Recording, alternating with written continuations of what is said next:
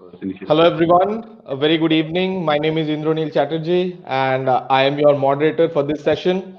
Ideas Unlimited Sports Management Group is back with another webinar as the lockdown in our country keeps on increasing. Ideas Unlimited Sports Management Group, or IUSM, is a leading India-based ISO 9001-2015 sports management company. Since its inception in 2007, we are working and contributing immensely for the development of the sports scenario within the country. Also, if you want to watch this or any of our previous webinars, you may go to Pink TV India on YouTube. So, without further ado, let us start today's webinar. We have with us a student of the legendary Pulela Gopichand, one of the upcoming badminton prodigies in our country, Shreya Tiwari. Thank you so much for accepting our invitation and agreeing to join us today.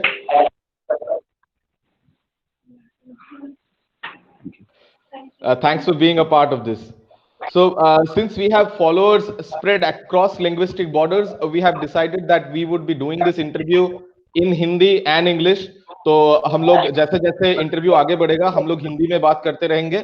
Questions मैं आपको पूछता रहूंगा और आप उनका जवाब देते रहेंगे हमारे व्यूअर्स के लिए. तो शुरू करने से पहले मैं आपसे पूछना चाहूंगा कि अभी तक का आपका जो सफर था ये बैडमिंटन की दुनिया में, इसके बारे में अगर थोड़ा आप पहले हमारे व्यूअर्स को बताएं और उसके बाद धीरे धीरे हम क्वेश्चंस की ओर जाएंगे. ठीक है? ओके. तो मेरे पापा मुझे बैडमिंटन में बस फिट होने के लिए डाले थे. पहले वो मुझे टेनिस में डालने वाले थे, लेकिन वहां तब सानिया मिर्जा कुछ कंट्रोवर्सी हुआ था. तब मेरे पापा ने मुझे ऐसे ही फिट रहने के लिए बैडमिंटन में डाला.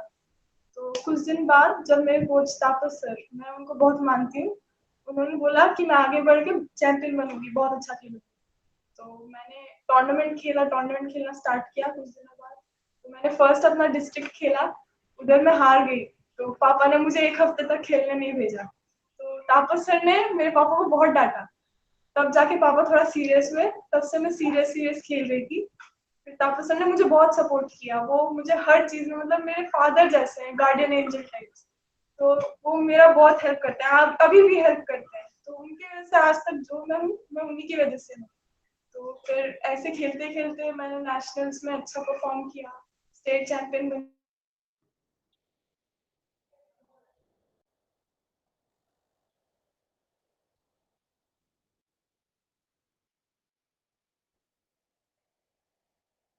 बहुत बार. तो तब मुझे गोपीचंद अकेडमी में चांस मिला. गोपीचंद अकेडमी में बोलो कि वो संजय सर का. हाँ बोलिए.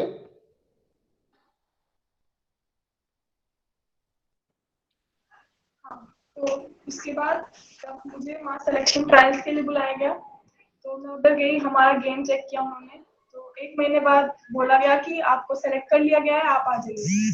तो उस टाइम जब मैंने तापस सर को ये बोला, मुझे एकदम जाने का मन नहीं था, क्योंकि उनके साथ उन्होंने बहुत हेल्प किया. तो मैं जब गोपीचंद अकेडमी में गई, मुझे बहुत सारे अच्छे अच्छे कोचेस मिले. वो बहुत ख्याल रखते हैं हमारा. तो उन्होंने बहुत अच्छा स्किल सिखाया. उनके वजह से मेरा बहुत इम्प्रूवमेंट हुआ है अभी जो मैं हूँ.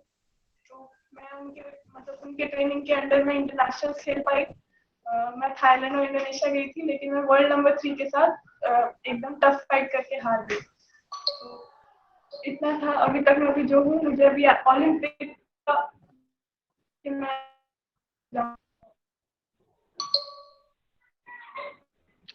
ओके. श्रेया, हम लोग इस इंटरव्यू में आगे बढ़ने से पहले मैं आपको पूछना चाहूंगा कि क्या आप कोई हेडफोन जैसा कुछ यूज कर सकती हैं, क्योंकि हमारे कुछ दर्शक बता रहे हैं कि आपका साउंड के साथ कुछ इशू है, मतलब ठीक से आपका वॉइस आ नहीं रहा है, थोड़ा डिस्टरबेंस है, बैकग्राउंड नॉइज है. ओके.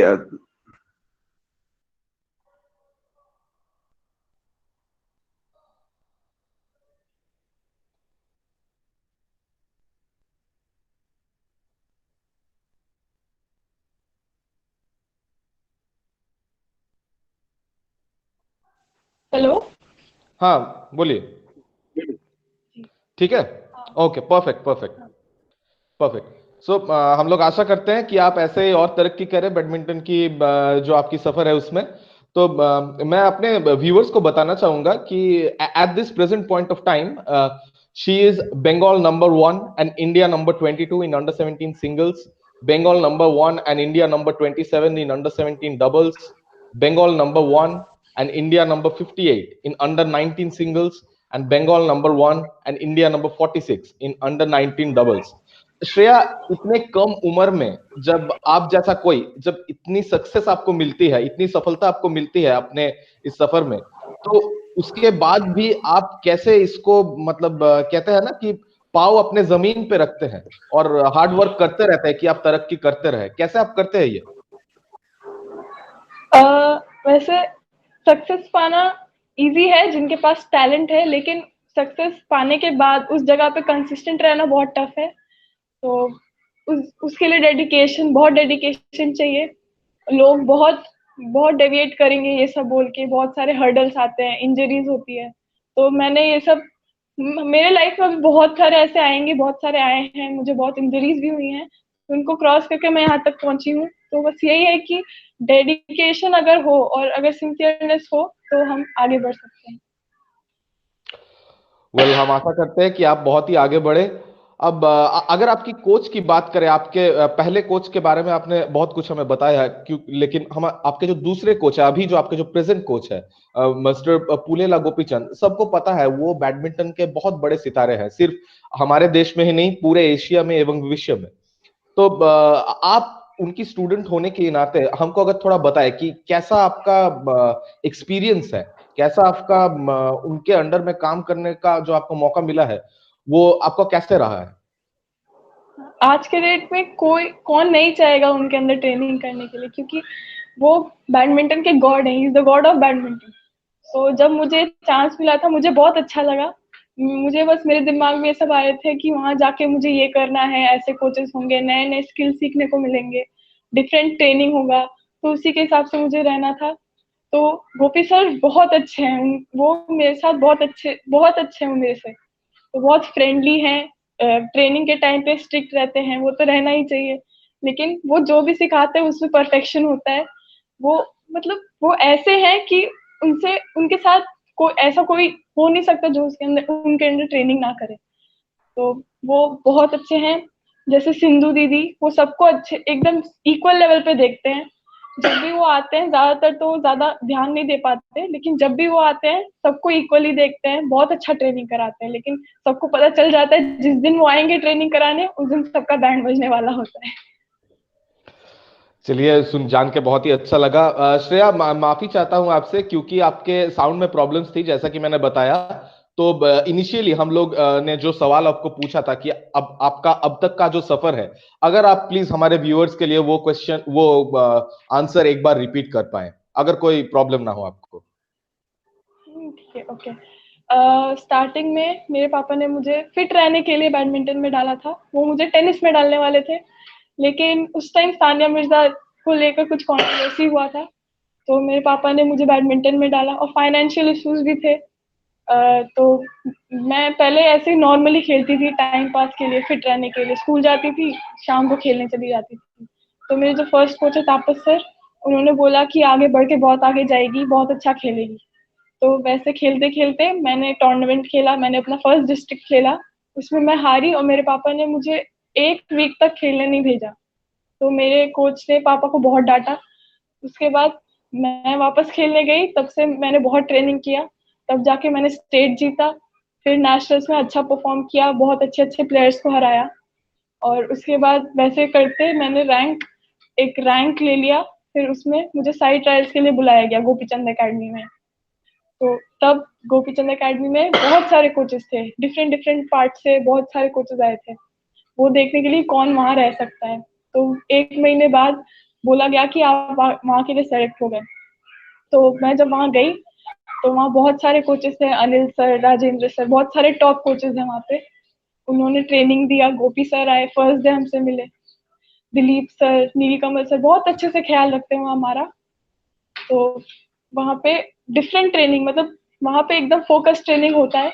और उस जगह को देखकर मुझे लगा कि हाँ, यहाँ से अब कुछ किया जा सकता है। तो वहाँ ट्रेनिंग कर करके मुझे इंटरनेशनल खेलने का चांस मिला। इंटरनेशनल खेलने गई मैं वर्ल्ड नंबर 3 से, मतलब वर्ल्ड नंबर 3 से एकदम टफ फाइट देके हारी। और उसके बाद थोड़ा बुरा लगा, लेकिन मुझे अच्छा भी लगा, मैंने बहुत अच्छा खेला। कोचेस ने भी कुछ नहीं बोला, कोचेस ने बोला तुम बहुत अच्छा खेले, वो वर्ल्ड नंबर 3 थी। तो उसके बाद अभी तक मैं वहीं पे हूँ, वहीं ट्रेनिंग कर रही हूँ।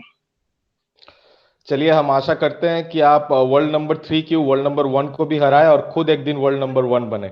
अगर आपको एक पर्सनल सवाल पूछने का मुझे मौका मिले यहाँ पे, हम सबको पता है कि जो पीवी सिंधु है अभी और कुछ साल पहले जो सानिया नेहवाल थी, इन दोनों का प्रदर्शन जो बैडमिंटन में इंटरनेशनल अरीना में रहा है वो बहुत ही उम्दा रहा है। तो इन दोनों में से आप किसको ज्यादा आइडलाइज करती है और क्यों ऐसा करती है, अगर आप कह पाए तो?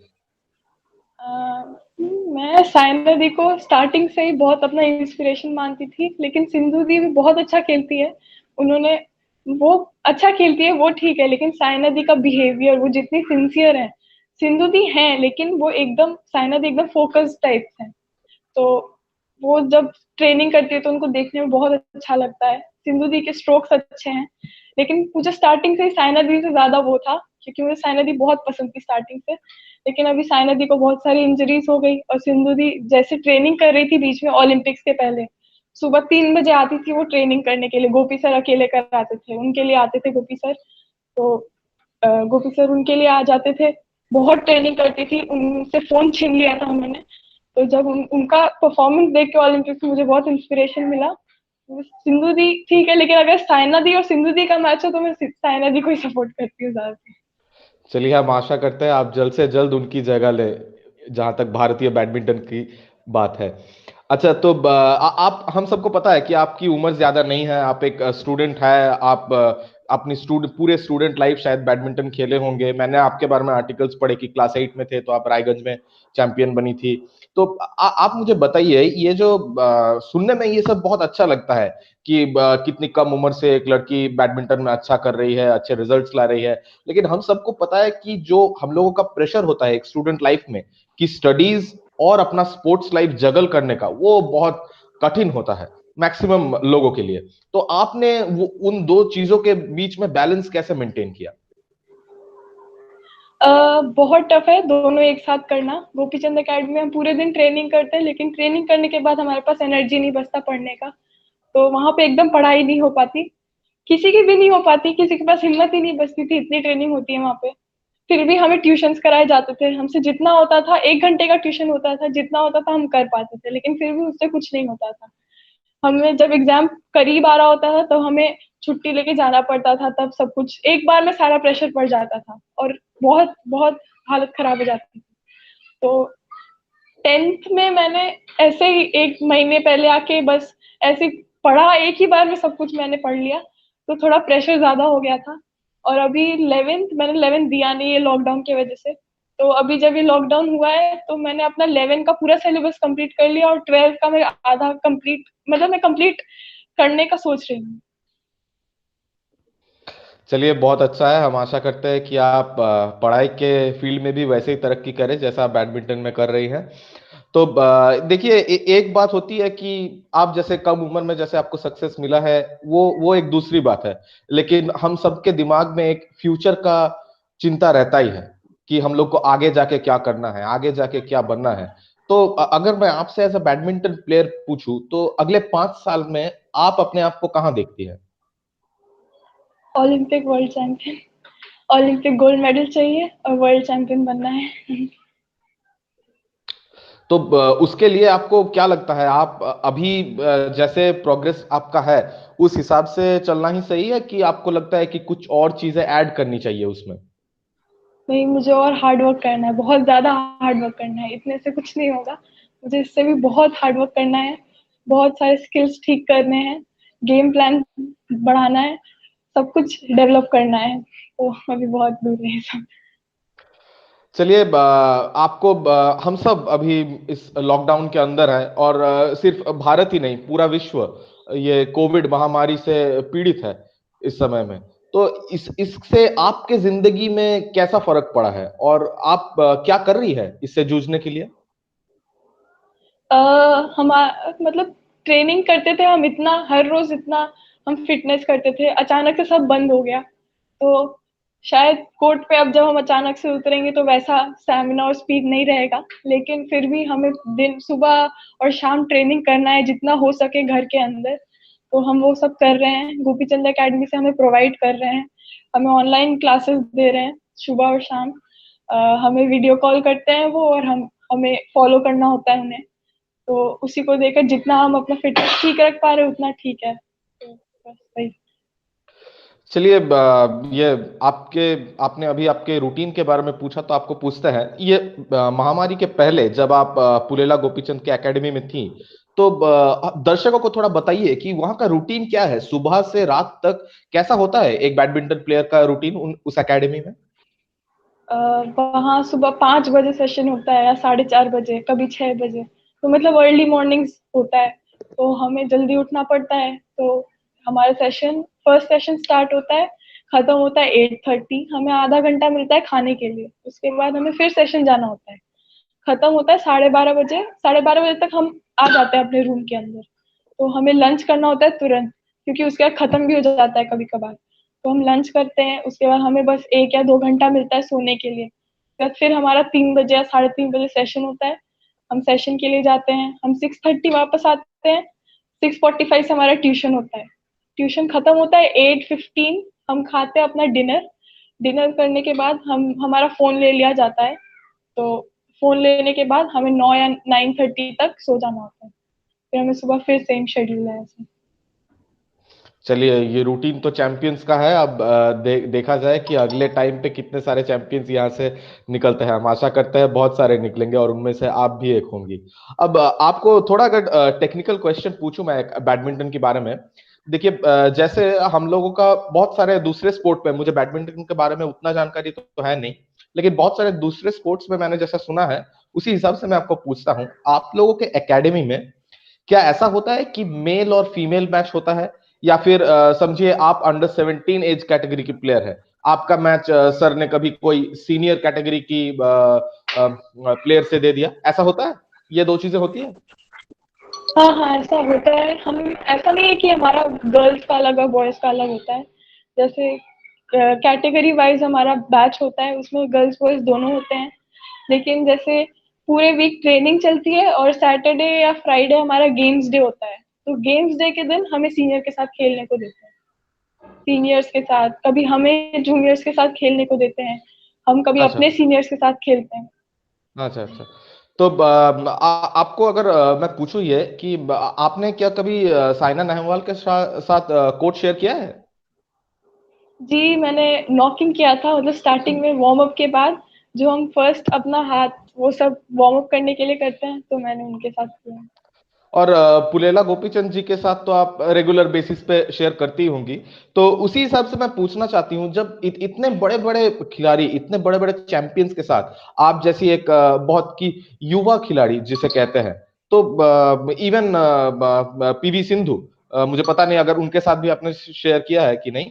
तो इन इन लोगों के साथ जब आप कोर्ट शेयर करते हैं तो क्या महसूस करती है अपने अंदर? और अगर अगर हम लोगों को थोड़ा इनके स्वभाव में या इनके ट्रेनिंग स्टाइल में या डिसिप्लिनरी प्रोसेस में अगर कुछ मतलब क्या बोलते हैं उसको, डिफरेंस बोल पाए इन तीनों के। हाँ, जैसे मैं जब उनके साथ खेलती हूँ तो बस मुझे यही समझ आता है कि उनका पावर मेरे से बहुत ज्यादा है, ऑब्वियसली वो होगा ही। और उनके स्किल्स फार बेटर है, बहुत अच्छा स्किल है, स्पीड बहुत अच्छा है। और उनकी ट्रेनिंग, वो एकदम स्पेसिफिक ट्रेनिंग होती है। उनको जैसे हम जैसे नॉर्मल करते हैं, उनके लिए स्पेसिफिक होता है कि तुम्हें इस कॉर्नर पे मारना है, इसलिए वो मैचेस में जाके एक्यूरेट स्ट्रोक्स मार पाते हैं। और उनका जो ऐसे फिजिकल ट्रेनिंग जो होता है उनका एकदम डिफरेंट होता है, वो हमें दिखाया नहीं जाता। लेकिन जो ऑन कोर्ट होता है वो हम देख लेते हैं, क्योंकि हमारे सामने ही होता है।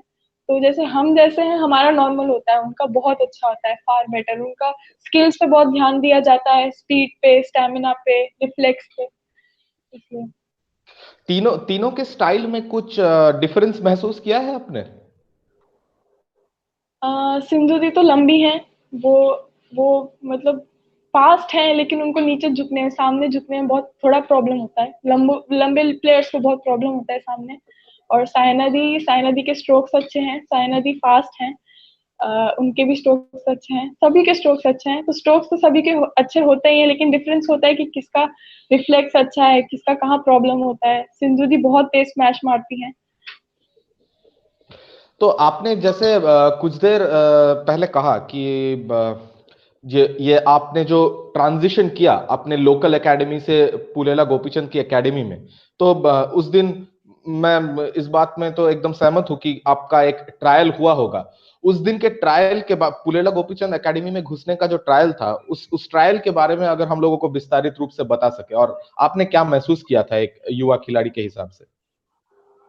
ट्रायल में बहुत सारे लोग आए थे, टॉप 15 प्लेयर्स आए थे इंडिया के, हर एक कैटेगरी से।